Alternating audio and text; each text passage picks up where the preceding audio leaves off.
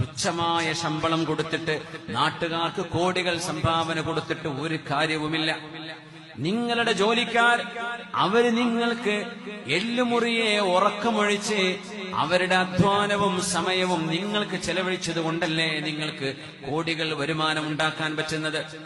ഏതെങ്കിലും ഒരു വിശേഷപ്പെട്ട ദിവസം വരുമ്പോ നാട്ടുകാർക്കോ ഏതെങ്കിലും സംവിധാനങ്ങൾക്കോ നിങ്ങൾ കോടികൾ ഓഫർ ചെയ്യുമ്പോ ആ ഓഫർ ചെയ്യുന്നതിന്റെ മുമ്പ് നിങ്ങളുടെ ജോലിക്കാർക്ക് നിങ്ങൾ മാന്യമായ ശമ്പളമാണോ കൊടുക്കുന്നത് എന്ന് ഉറപ്പുവരുത്തുക.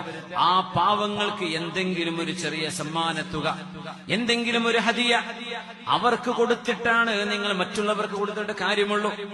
അവരുടെ കാര്യം ശ്രദ്ധിക്കാതെ, അവർക്ക് മാന്യമായ ശമ്പളം കൊടുക്കാതെ, അവരുടെ ഹക്ക് വീട്ടാതെ നാട്ടുകാരുടെ മുമ്പിൽ പേരും പെരുമയും ഉണ്ടാക്കാൻ ലക്ഷങ്ങളുടെ സംഭാവന കൊടുത്തു എന്ന് പറയുന്ന ആ ഒരു മെയ് നടിക്കുന്ന പരിപാടി അള്ളാഹു സ്വീകരിക്കുകയില്ല. മുഅ്മിനേ, പടച്ചവനെ ഭയപ്പെടുന്ന ആളുകളോടാണ് പറയുന്നത്.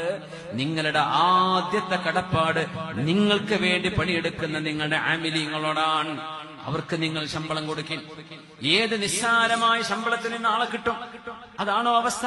ജോലി കിട്ടാത്തതിന്റെ പേരിൽ ഇപ്പൊ ഗൾഫിലൊക്കെ ആണെങ്കിൽ 1000, 1200, 1300 ദിർഹമോ റിയാലോ ശമ്പളം എന്ന് പറഞ്ഞ ആളുകൾ കയറും ജോലിക്ക്. എന്തിന്? അതെങ്കിലും അതാവട്ടെ.